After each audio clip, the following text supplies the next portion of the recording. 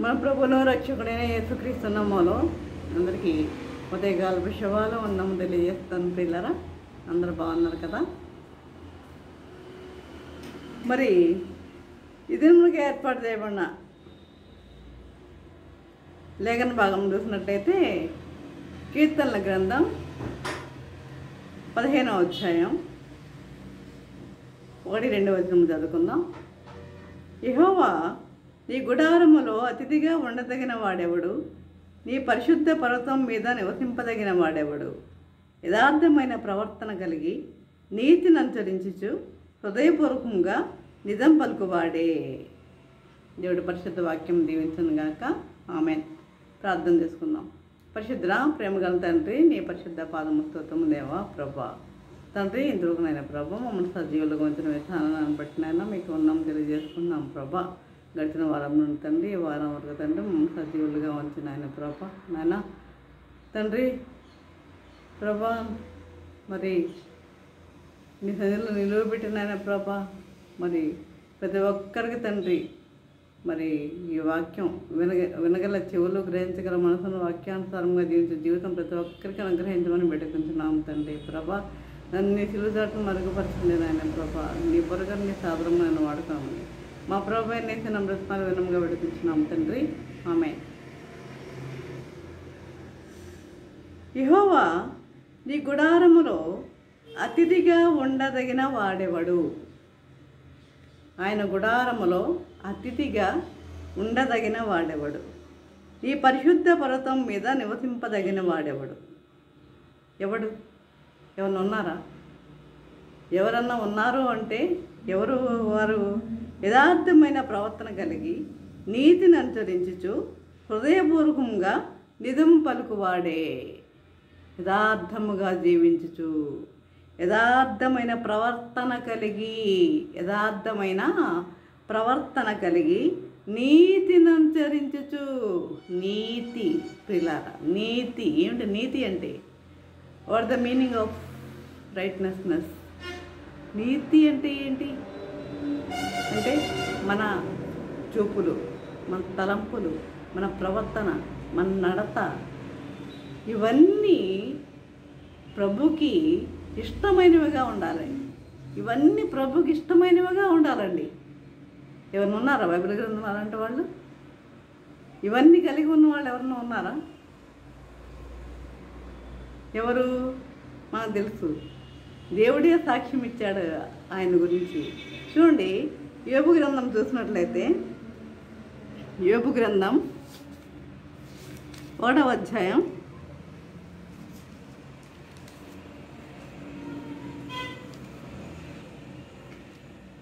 8వ వచనం చూడండి. అందుకు యెహోవా, నీవు నా సేవకుడైన యోబు సంగతి ఆలోచించితివా? అపవాదితో అంటున్నాడు. అందుకు యెహోవా, నీవు నా సేవకుడైన యోబు సంగతి ఆలోచించితివా? అతడు యథార్థవంతుడును న్యాయవంతుడునై దేవుని యందు భయభక్తులు కలిగి చెడుతనము విసర్జించినవాడు. భూమి మీద అటువంటి వాడు ఎవడైనా ఉన్నాడా? భూమి మీద అతని వంటి వాడెవడునూ లేడు. ఆ సర్వశక్తిమంతుడే, ఆ సర్వాధికారి, ఆ లోకరక్షకుడే ప్రత్యేకముగా యోబు గురించి సాక్ష్యం ఇస్తున్నాడండి. మరి అలాంటి ప్రవర్తన కలిగి మనం ఎవరిని జీవిస్తున్నామా? నీతి మనలో ఉందా?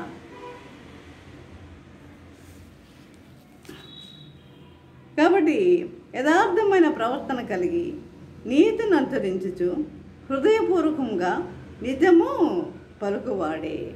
అట్టివాడు నాలుకతో కొండెములు ఆడడు. తన నాలుకతో కొండెములు ఆడడు. తన నాలుకతో అనిష్టానుసారంగా మాట్లాడేవాడిగా ఉండడు. అక్కడ చెప్పేవాడిగా ఉండడు. తన చెలికానికి కీడు చేయడు. తనకి ఎంత బాధలు ఉన్నా సరే, ఎంత కష్టం ఉన్నా సరే, ఎంత నష్టమైనా సరే తన చెలికానికి కీడు చేసేవానిగా ఉండడు పిల్లరా. కాబట్టి తన పొరుగు వాని మీద నింద మోపడు. తన పొరుగువాని మీద నింద మోపడు. మన ఋతు గ్రంథంలో చూస్తాం. ఆ నయోమి ఏం చేస్తుంది? ఆ దేవుని మీద నింద మోపుతుంది కదా. ఆమెను ఎవరు వెళ్ళమన్నారు మోయాబీయుల దేశానికి? వారి మీద ప్రభు మీద నింద మోపుతుంది. ఆ సర్వశక్తుడు నాకు విరోధి ఆయను అంటుంది. ఆయన మనకు విరోధియా? మనం అందరం ఆయన బిడ్డలం కదా. మనకి ఆయన విరోధి ఎందుకు అవుతాడు?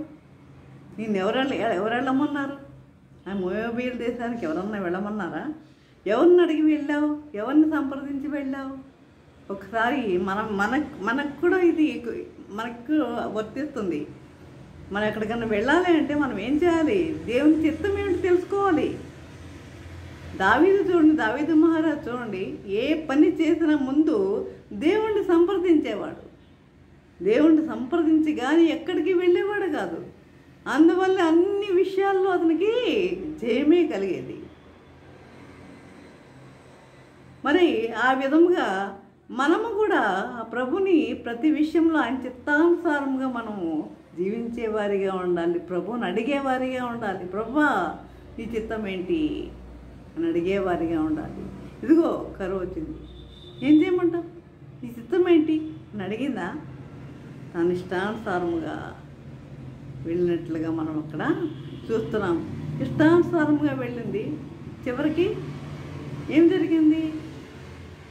తిరిగి ఒంటరిగా వచ్చినట్లుగా మనం చూస్తున్నాము. కాబట్టి దేవుని భయభక్తులు కలిగి మనం జీవించేవారిగా ఉండాలి. దేవుని యందు మనం భయభక్తులు కలిగి జీవించేవారిగా ఉండాలి. తన పొరుగు వాని మీద నింద మోపడు. దేవుని మీద నింద మోపడు, పొరుగు వాని మీద కూడా నింద మోపడు. ఎవరు? చెడుతనం విసర్జించిన వాడు. అతని దృష్టికి నీచుడు, అసహ్యుడు. అతడు యెహోవా యందు భయభక్తులు గల వారిని సన్మానించును.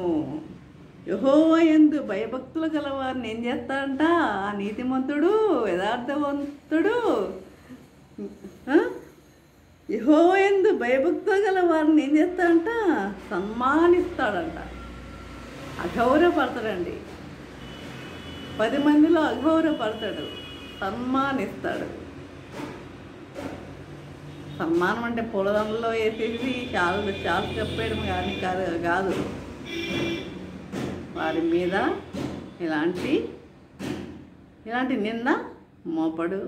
వారి పట్ల గౌరవం కలిగి జీవిస్తాడు.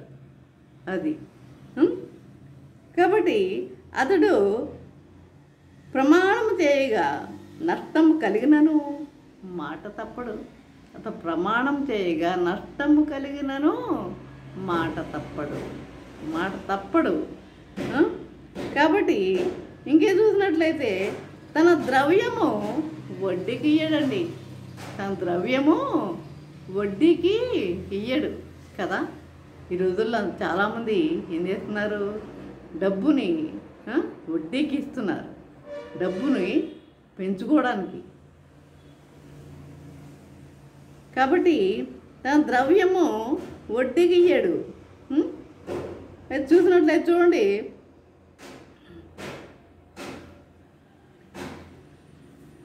ఏజ్కేల గ్రంథము 18వ అధ్యాయము 8వ వచనం చూసినట్లయితే, ఏజ్కేల గ్రంథము 18వ అధ్యాయము 8వ వచనం చూసినట్లయితే, వడ్డీకి అప్పియకయు, లాభము చేపట్టకయు, అన్యాయము చేయకయు, నిష్పక్షపాతముగా న్యాయము తీర్చి యథార్థపరుడై నా కట్టడలను గైకొనుచు నా విధులను అనుసరించుండని ఎడలా వాడే నిర్దోషియగును. అర్థమైందా? వాడే నిర్దోషియగును. మళ్ళీ ఇంకోసారి చదువుతున్న చూడండి, 18వ అధ్యాయం, హెజ్కేల గ్రంథం 18వ అధ్యాయం 8వ వచనము. వడ్డీకి అప్పియకయు, వడ్డీకి ఇవ్వకూడదు. నీకేమన్నా ఇవ్వాలనుకుంటే ఇవ్వు, వడ్డీకి మాత్రం ఇవ్వద్దు.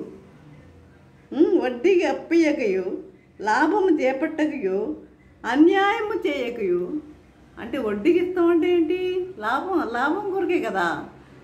లాభం చేపట్టకయు అన్యాయము చేయకయు నిష్పక్షపాతముగా న్యాయము తీర్చి యథార్థపరుడై నా కట్టడలు గైకొనుచు నా విధులను అనుసరించి ఉండిన ఎడల వాడే నిర్దోషియగును. నిజముగా వాడు బ్రతుకును. ఇదే ప్రభు అయిన యెహోవా వాక్కు. చూసారా? అంటే నీతిమంతులు చేయవలసిన పని కూడా ఏముంది? ఏంటి? వడ్డీకి తన ద్రవ్యాన్ని వడ్డీకి ఇవ్వకూడదు. వడ్డీకి ఇచ్చి తన యొక్క లాభాన్ని చేపట్టేవారిగా ఉండకూడదు. అదేవిధంగా చూసినట్లయితే చూడండి,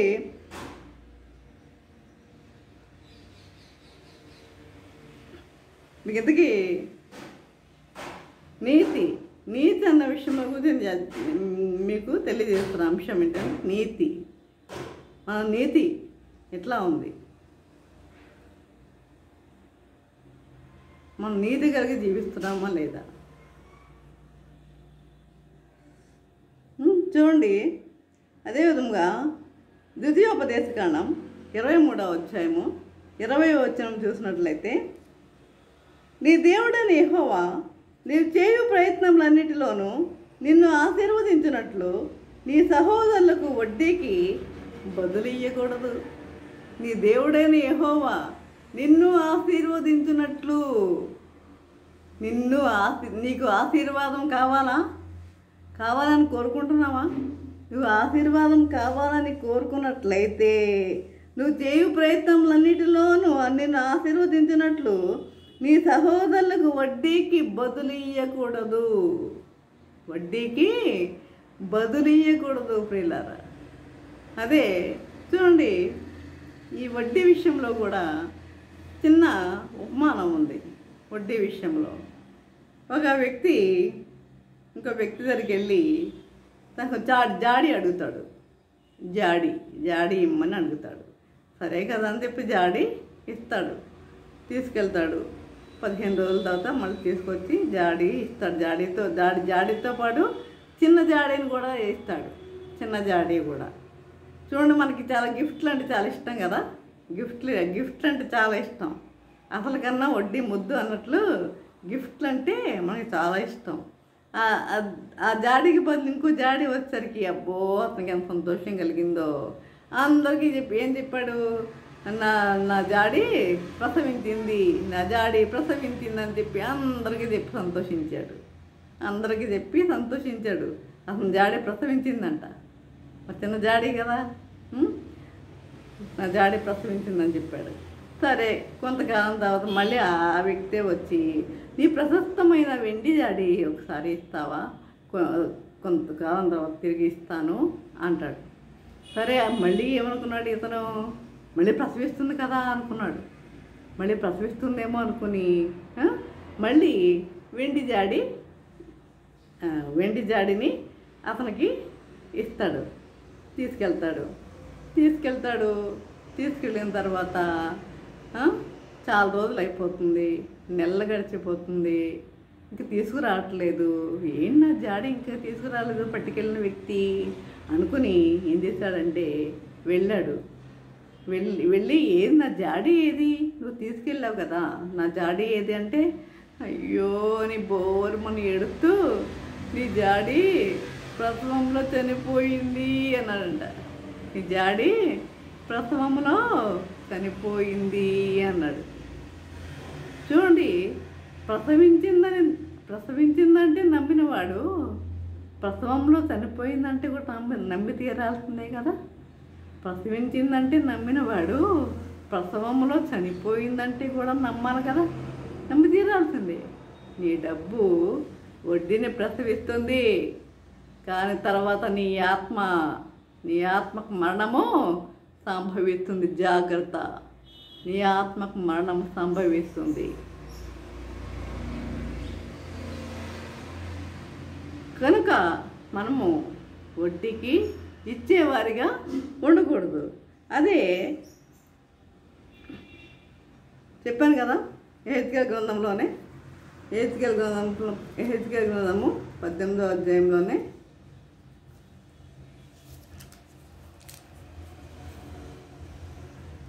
8వ వచనము, వడ్డీకి అప్పియొద్దు. ఇది కూడా అవినీతితో సమానమే. వడ్డీకి అప్పియకయు, లాభం చేపట్టకయు. లాభాన్ని కోరొద్దు, నువ్వు ఇతరుల నుంచి నువ్వు లాభాన్ని కోరుకోవద్దు.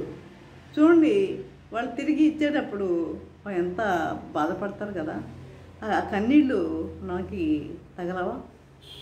కాబట్టి లాభం చేపట్టకయు, అన్యాయం చేయకయు. అంటే వాళ్ళకి అన్యాయం చేస్తున్నట్టే కదా మనం. అన్యాయం చేయకయు, నిష్పక్షపాతముగా న్యాయము తీర్చి యథార్థపరుడై నా కట్టడలను గైకొనుచు నా విధులను అనుసరించిన ఎడల. నా కట్టడలు గైకొనండి, నా విధులు గైకొనండి, నా కట్టడలు గైకొనుచుండిన ఎడల, నా విధులను అనుసరించుచుండిన ఎడల వాడే నిర్దోషియగును, నిజముగా వాడు బ్రతుకును. ఇదే ప్రభువైన యెహోవా వాక్కు. కాబట్టి ప్రియులారా, కింద కూడా ఒక్క లైన్ చూస్తే, అయితే ఆ నీతి పనులకి కుమారుడు పుట్టగా వాడు బలాత్కారం చేయవాడే హానికరుడై చేయరాని క్రియల్లో దేన్నైనా చేసి చేయవలసిన మంచి క్రియల్లో దేన్నైనా చేయక ఉండిన ఎడల, అనగా పర్వతముల మీద భోజనం చేయటయు, తన పొరుగువాని భార్యను తిరుపటయు, దరిద్రులను దీనులను బాధపెట్టి బలాత్కారం చేత నష్టం కలుగచేయటయు, తాకట్టు చెల్లింపకపోవటయు, విగ్రహములను తట్టు చూచి హేయకృత్యములు జరిగించటయు, అప్పిచ్చి వడ్డీ పుచ్చుకుంటయు, లాభం చేపట్టుటయు, ఈ మొదల క్రియలు చేసిన ఎడలా వాడు బ్రతుకునా? ఈ పైన చదివినవన్నీ మీరు జాగ్రత్తగా చదవండి. ఇవన్నీ చేసిన ఎడలా వాడు బ్రతుకుతాడా? ఇలాంటి పనులన్నీ చేసిన ఎడలా వాడు బ్రతుకుతాడా? కాబట్టి మనం ఎలా ఉండాలి? నిర్దోషిగా ఉండాలి. అదే నీతి అంటే, అది నీతి అంటే. నీ పరిశుద్ధ పర్వతం మీద నివసింపదగిన ఎవడున్నాడు? నీ పరిశుద్ధ పర్వతం మీద నివసింపదగిన వాడెవడు? యథార్థమైన ప్రవర్తన కలిగి నీతిని ఆచరించదు, హృదయపూర్వకంగా నిజం పలుకువాడే. అటివాడు నాలుకతో కొండెములాడు, తన చిలికానికి కీడు చేయడు, తన పొరుగు వాని మీద నింద మోపడు. కాబట్టి వీళ్ళారా, ఈ విధముగా మనము వడ్డీకి కూడా ఇచ్చేవారిగా ఉండకూడదు. వడ్డీకి ఇచ్చేవారి నుంచి లాభము అపేక్షించేవారిగా కూడా మనము ఉండకూడదు. కాబట్టి ఈ విధముగా మరి మనము జీవించాలని ప్రభు యొక్క వాంఛ, ఆయన యొక్క కోరిక. ఆ విధంగా జీవించాలని ఆయన కోరుకుంటున్నాడు. తన బిడ్డలు ఆ విధంగా జీవించాలని, యథార్థముగా జీవించాలని, న్యాయవంతులుగా జీవించాలని ఆయన కోరుకుంటున్నాడు. వస్తావా? ఆయన వద్దకు వస్తావా? వచ్చేవారిగా ఉన్నారా? ఈ విధంగా జీవించటకు పరిశుద్ధాత్మ దేవుడు సహాయం చేసి నడిపించను గాక. ఆమేన్. ప్రార్థన చేసుకుందాం. పరిశుద్ధ ప్రేమగల తండ్రి, నీ పరిశుద్ధ పరమ స్తోత్రం దేవా. ప్రభా తండ్రి, నేను ప్రభా నీ వాక్యం ద్వారా తండ్రి మాతో మాట్లాడిన విధానం బట్టి నాయన మీకు వందనం తెలియజేసుకుంటున్నాం తండ్రి. నాయన తండ్రి, నీ గుడారంలో అతిథిగా నివసింపదగిన వాడెవడు అన్న విషయంలో మాకు తెలియజేసావు తండ్రి. నీతి అంటే ఏమిటో మాకు తెలియజేసావు నాయన ప్రభా. వడ్డీకి ఇవ్వవద్దన్న విషయంలో కూడా మాకు తెలియజేసావు నాయన తండ్రి. ప్రభా ఈ విధముగా తండ్రి నాయన మేము నీ యందు భయభక్తులు కలిగి తండ్రి న్యాయమైన విధులు మేము మరి పాటించేవారిగా ఉంటకు, నీ యొక్క న్యాయమైన విధులు తండ్రి ప్రభా నీ యొక్క కట్టడలు అనుసరించేవారిగా మేము ఉంటకు నీ కృప మాకు అనుగ్రహించండి. ఎందు భయభక్తులు కలిగి జీవించేవారిగా ఉంటకు నీ కృప దయచేయండి నాయన ప్రభా. తండ్రి, ఎంతమంది అయితే ప్రభా వాక్యం వింటున్నారు నాయన ప్రభా, ఎంతమంది తండ్రి, ఎంతమంది అయితే ప్రభా వడ్డీకి ఇచ్చే అలవాటు ఎంతమందిలో ఉంది నాయన ప్రభా. కనీసం ఒక్కరిలోనే తండ్రి మార్పు కలగజేయమని నజరేయుడైన యేసే నా బ్రతిమాలు విన్నముగా వేడుకుంటున్నాం తండ్రి. ఆమేన్. తండ్రి అయిన దేవుని ప్రేమయు, కుమారుడైన యేసుక్రీస్తు కృపయు, పరిశుద్ధాత్మక అన్య సహవాసము సకల దీవెనలు సదాకాలము ప్రభా. తండ్రి ఎంతమంది ప్రభా వాక్యం విని నాతో ప్రతి ఒక్కరికి తోడు నిలిచేయడం గాక. ఆమేన్, ఆమేన్, ఆమేన్.